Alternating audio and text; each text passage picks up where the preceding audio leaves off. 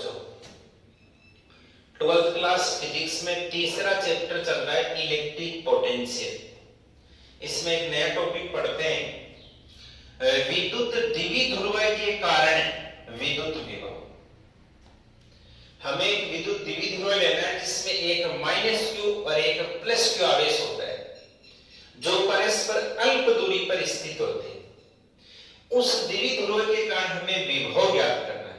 सबसे पहले इसको रेखा चित्र से समझते हैं। ये देखिए, मान लीजिए यहां इस बिंदु पर आवेश है माइनस क्यू और इस बिंदु पर आवेश है प्लस क्यू। ये बिंदु ए और ये बिंदु बी, इसे बोलते हैं विद्युत द्विध्रुव। इस द्विध्रुव का मध्य बिंदु मान लेते हैं O। मध्य बिंदु से दोनों आवेशों की दूरियां बराबर होती है। ये दूरी A और ये भी A, तो दोनों आवेशों के बीच की डिस्टेंस हो गई 2a। इसे बोलते हैं इलेक्ट्रिक डाइपोल, विद्युत द्विध्रुव। इस द्विध्रुव के कारण हमें विभव ज्ञात करना है कहीं भी किसी भी बिंदु पर। मान लीजिए हमें इस बिंदु पर विभव ज्ञात करना है, ये बिंदु है P। यहां इस द्विध्रुव के कारण विभव ज्ञात करने के लिए हम दोनों आवेशों के कारण अलग अलग विभव ज्ञात करेंगे बिंदु P पर, और दोनों विभवों को वहां जोड़ देंगे तो हमें वहां कुल विभव प्राप्त हो जाएगा। चलो सबसे पहले इस प्लस आवेश के कारण या विभव ज्ञात करेंगे। मान लीजिए इस प्लस क्यू आवेश से बिंदु P की दूरी है r और माइनस क्यू आवेश से बिंदु P की दूरी है r। मध्य बिंदु से बिंदु P की दूरी मान लेते हैं r, ये दूरी मान लेते हैं।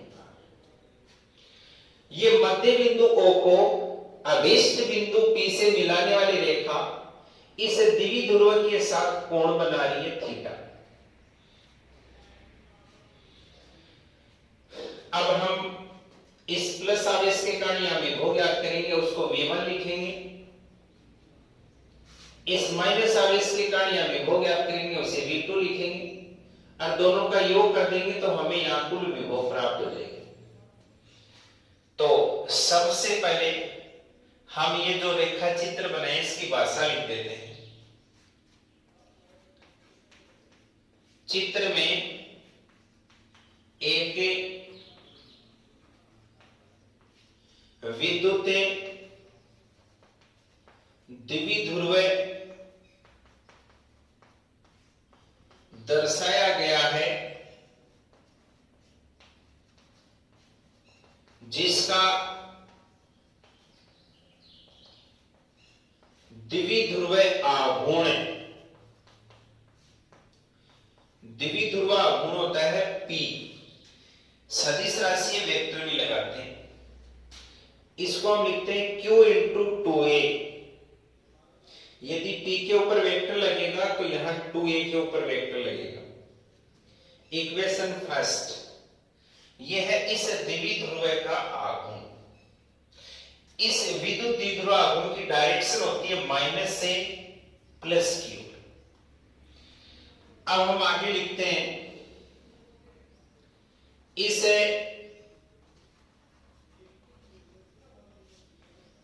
द्विध्रुव के कारण बिंदु P पर विभव ज्ञात करना है। तो प्लस क्यू आवेश के कारण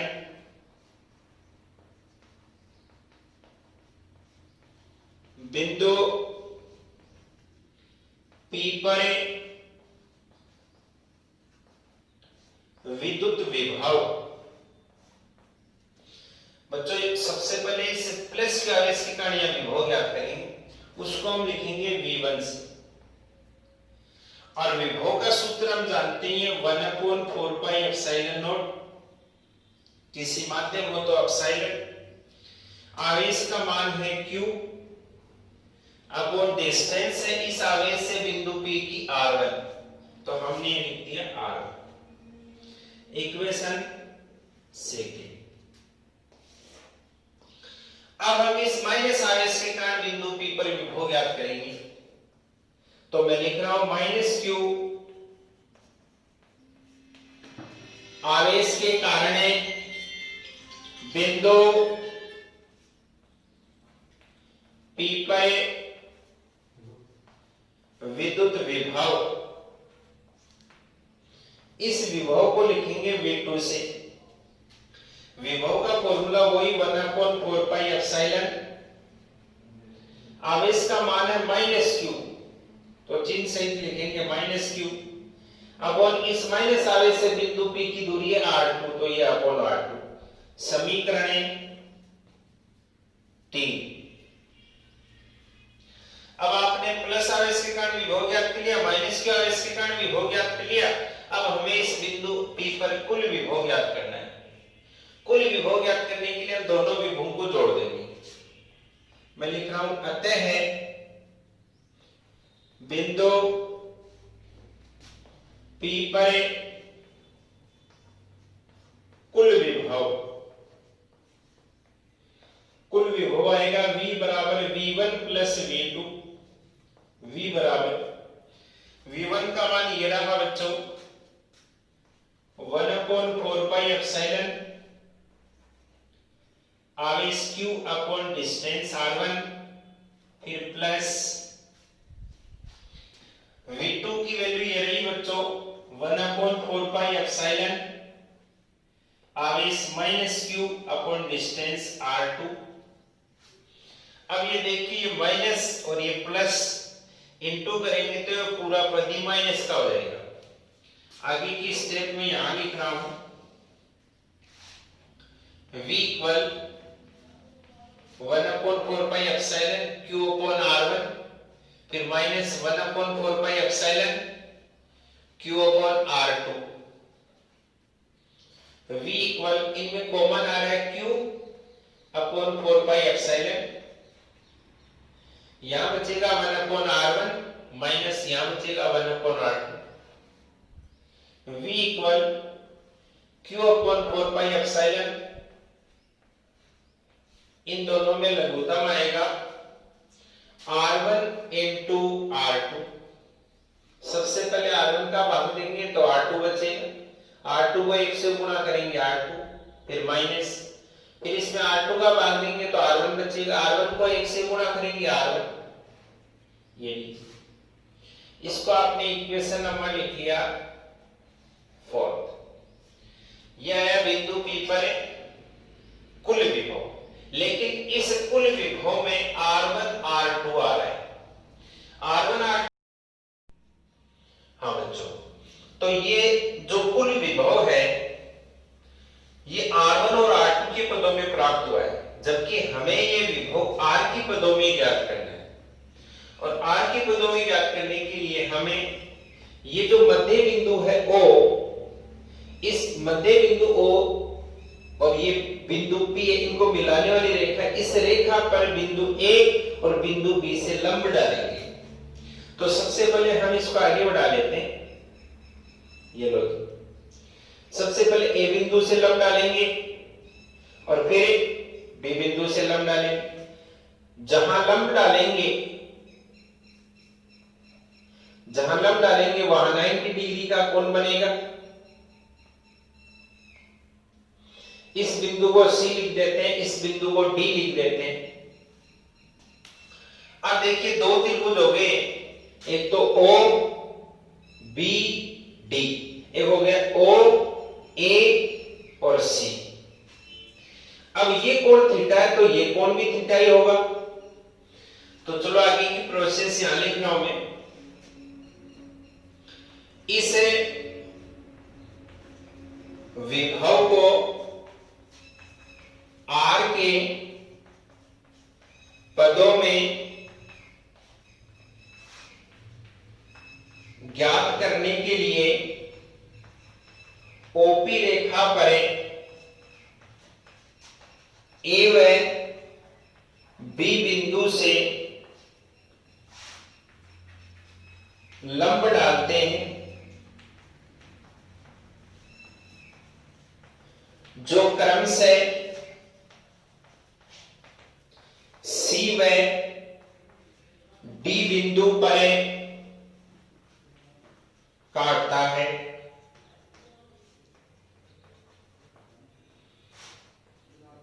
चलो जी, अब हमें सबसे पहले त्रिभुज ये ले लेते हैं।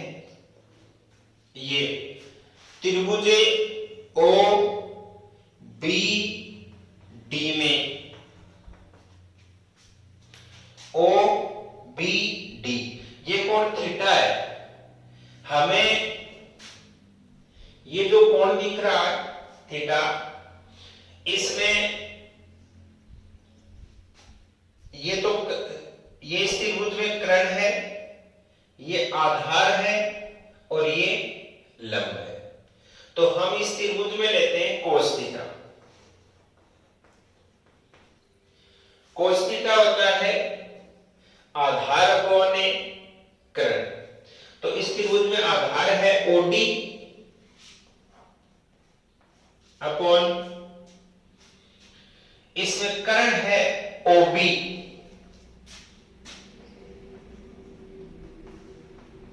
ओडी अपॉन ओबी का मान है बच्चों ए, ये ए आ गया। तो ओडी की वैल्यू आ जाएगी, ओडी इक्वल आएगा ए, ये ए ऊपर आ जाएगा, ए कोस थीटा। समीकरण लगाएंगे 5। तो इस ओडी की वैल्यू आ गई ए साइन थीटा। अब दूसरा त्रिभुज लेंगे, ये देखिए मैं लिख रहा हूं त्रिभुज ओ ए सी में, ओ ए सी में, इसमें भी एक कोण थीटा है। इस थीटा का लेंगे कोस थीटा। कोस थीटा होता है आधार अपॉन कर्ण। तो ये कोण की जिसके साथ बनता है वो आधार, तो आधार हो गया ओ सी और कर्ण हो गया ओ ए। ओ सी अपॉन ओ से लेकर ए तक का मान है स्मॉल ए, ये स्मॉल ए ऊपर लेंगे तो ओ सी की वैल्यू आ गई ए कोस थीटा। समीकरण 6। तो बच्चों ये जो लंब डाला था ना आपने ए बिंदु से और बी बिंदु से, तो ये बिंदु ओ से डी बिंदु की भी दूरी ए कोस थीटा और ओ बिंदु से सी बिंदु की भी दूरी ए कोस थीटा। अब हमें इस ज्यामिति में देखते हैं कि बिंदु ए से पी की दूरी और बिंदु सी से पी की दूरी लगभग बराबर है, ये डिस्टेंस और ये डिस्टेंस। दूसरी बात, बिंदु बी से पी की दूरी और डी से पी की दूरी, ये भी दूरियां लगभग बराबर है। मैं यहां लिख रहा हूं ज्यामिति में सबसे पहले लिख रहा हूं बीपी लगभग बराबर है डीपी। ये बी से लेकर पी की दूरी है r1, तो इसको r1 लिख दिया। ये लगभग बराबर है डीपी के। अब डी से लेकर पी की दूरी है, वो डायरेक्ट तो है नहीं अपने पास। ओ से लेकर पी की दूरी है r और उसमें से ओटी घटा दो तो डीपी बच जाएगी। तो इसको हम लिखेंगे OP minus OD. r1 equal OP की वैल्यू है बच्चों स्मॉल r माइनस ओडी की वैल्यू अभी निकाल के आए हो ए कोस थीटा, तो ए कोस थीटा। समीकरण 7 तथा ये बीपी लगभग डीपी के इक्वल किया, वैसे ही एपी लगभग बराबर है सीपी। तो मैं यहां लिख रहा हूं एपी लगभग बराबर है सीपी। एपी की वैल्यू है R2, तो ये आपने R2 लिख दिया, इक्वल सीपी। ये सी से लेकर पी की डायरेक्ट दूरी है नहीं, तो ओ से लेकर पी की दूरी है R और उसमें ये दूरी ऐड कर देंगे ओ से लेकर सी की, और ओ से लेकर सी की दूरी है ए कोस थीटा। तो हम इसको लिखेंगे OP plus OC, R2 equal OP की वैल्यू R प्लस ओसी की वैल्यू बच्चों a cos थीटा, तो ये आ गया a cos थीटा। समीकरण 8। अब देखिए वो जो विभव प्राप्त हुआ था हमें, कुल विभव, उसमें R1 और R2 आ रहे थे। हमने R1 और R2 दोनों की वैल्यू निकाली। R1 तो है R से a cos थीटा कम और R2 है R से a cos थीटा ज्यादा। अब हमें R1 और R2 के दो ही बच्चे हैं, एक तो R2 माइनस R1, एक चाहिए R1 into R1, R1 into R2। तो ये दोनों पद और ज्ञात कर लेते हैं, फिर वहां ऐड कर देंगे हम उसको। इधर देखिए समीकरण 7 व 8 से, 7 व 8 से एक तो हमें चाहिए R2 माइनस R1, ये रहा।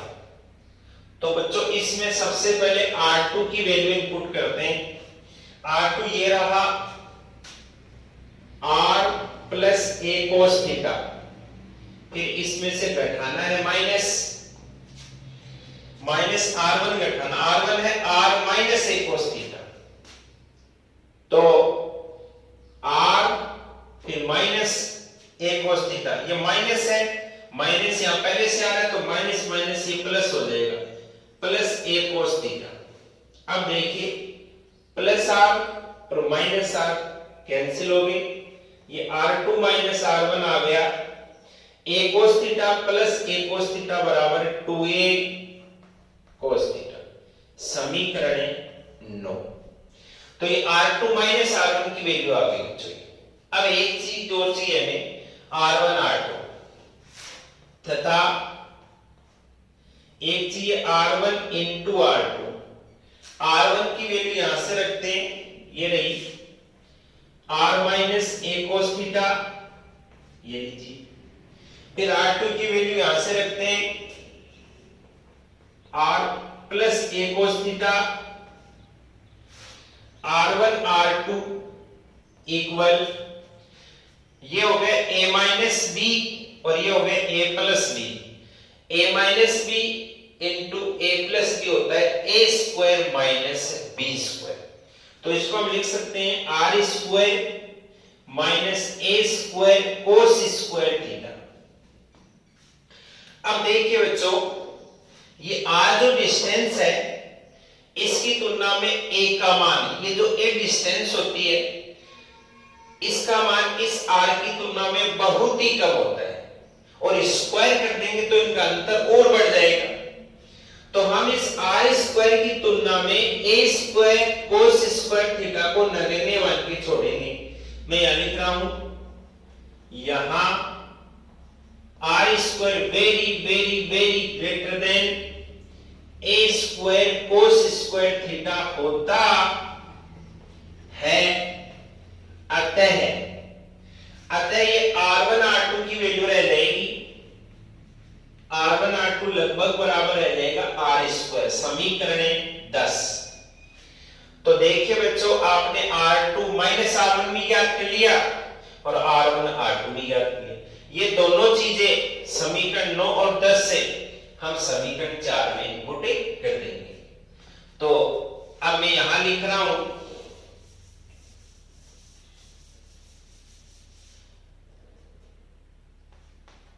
समीकरण 9 व 10 से मान समीकरण 4 में रखने पर, ये देखिए कुल विभव का सूत्र था Q अपॉन 4 पाई एप्सिलॉन, कोष्टक में था R2 माइनस R1। तो R2 माइनस R1 की वैल्यू ये रही, क्या रखेंगे 2a cos थीटा, अपॉन था R1 R2 हमने निकाला लगभग R स्क्वायर के इक्वल, तो ये R स्क्वायर। अब देखिए V इक्वल, मैं लिख रहा हूं 1 अपॉन 4 पाई एप्सिलॉन। अब इससे ऊपर देखिए, इसे Q इंटू 2 2a को एक साथ लिख देते हैं, ये q ये 2a, आगे बच गया cos थीटा और अपॉन में r square, v equal 1/4 pi epsilon, ये q इंटू 2a समीकरण नंबर 1 में देखना बच्चों आपको,